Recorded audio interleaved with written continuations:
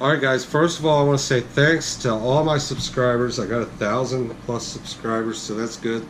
Let's get that up to 10,000, 20,000. Let's make this thing grow so I can have time to make you more videos. But I want to thank each and every one of you. I really appreciate it. Special hats off to all the ones that went to fish with me. I think Josh was first, Tim, Jim, Doug, Francisco, Miles, Willie. If I'm forgetting anybody, I'm just trying to keep this short, but I appreciate y'all helping me out there. But basically, I've been getting a lot of questions about some basic tackle to get started in the creeks with. So most of your creeks are real shallow. You're not going to have to worry about throwing the 20-foot plus crankbait and beating the bottom of a rock pile on a drop. So general rule is most of your fish are going to be caught shallow in the creeks, the small creeks that I fish. Some of your rivers are going to be a little bit deeper. But for starters, just to get you started, I wouldn't go out and buy $50 million worth of lures by any means. Here's get some top waters, maybe a little buzz bait, spinner baits, stuff like that.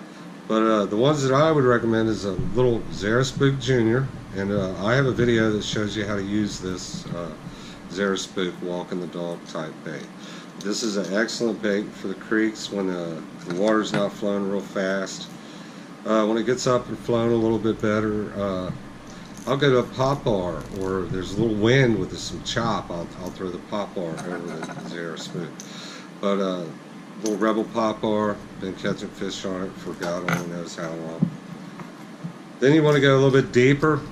I've been fishing this number 5, number 9 Rapala balsa wood, little jerk bait. I remember when you could buy them for $1, you know.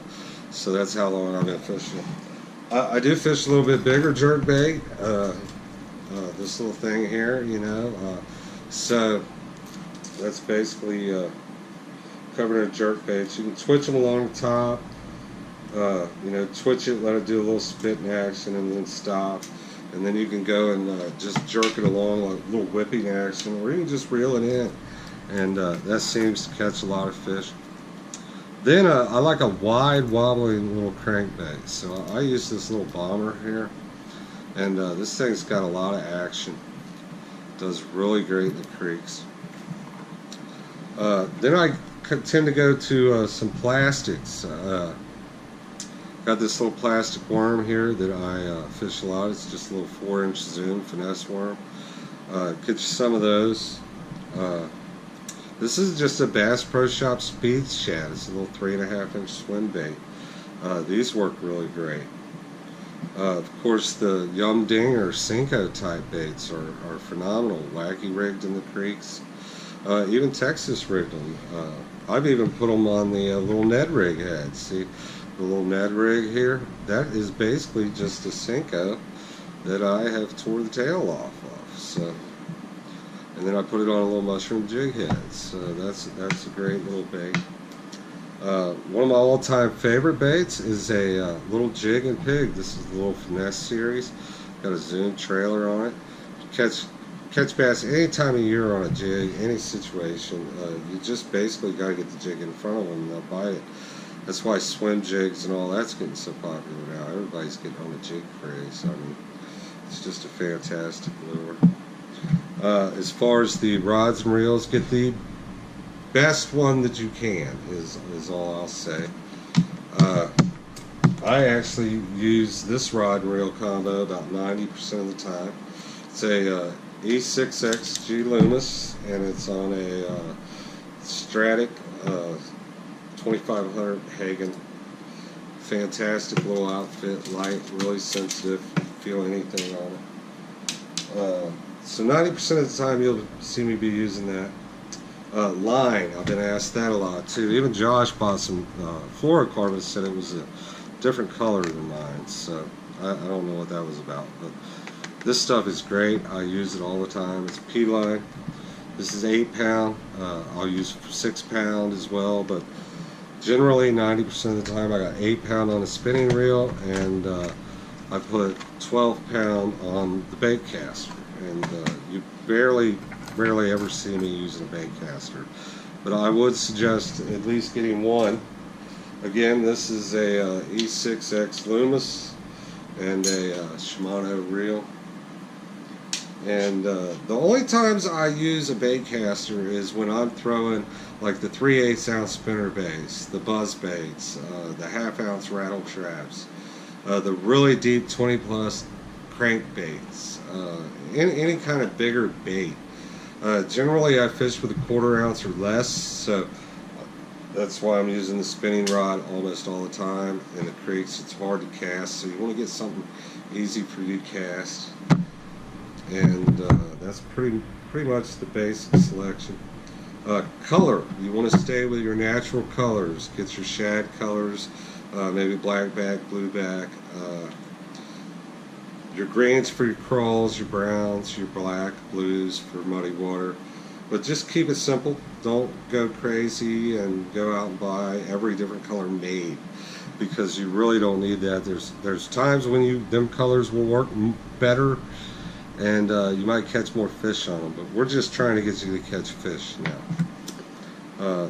Do not go out and skimp on your hooks though for these soft plastic baits. Don't go out and buy a really cheap hook. I kind of got tongue-tied there for a minute, but this is a hook that I use a lot. I use two different brands, by the way. This is a Owner rigging hook. This is probably my favorite hook is the Owner, the 3-point head. It's just a fantastic, strong hook. You can't hardly bend it. It's about the proper size. You know, this is a little 2-aught. Fits perfect. And then the other hook that I use a lot is this Gamakatsu. That's another just fantastic little hook, G-Lock worm hook. So it's either one of the two hooks. Lead weights, you know, tungsten weights preferably. They're more sensitive and they're smaller for the same weight as well, which I like. So that is basically the video that I'm going to cover on your lures, because you don't need a whole lot. As a matter of fact, the most important part of it is learning how to use the ones that I just mentioned. Once you learn how to use that, you'll start catching a lot of fish, and then you'll start getting into the more advanced stuff, reading the creek currents and topographical maps and water levels and barometric pressures and all that kind of stuff. But let's get you catching fish first. So, but you definitely got to learn to jig and pig, and these lures that I just showed you will all catch fish under the right conditions. And I do have videos on fishing most of them already online, so I'm not going to cover a lot of techniques with this today. But let's see if we can get you on the water to catch some fish. I hope you guys like, subscribe, all that good stuff, and I hope to see you out on the water where we can even hook up and do some fishing. You know, it's always a good time to meet new people. So that's all I got for now, and have a good day, guys, and enjoy your week.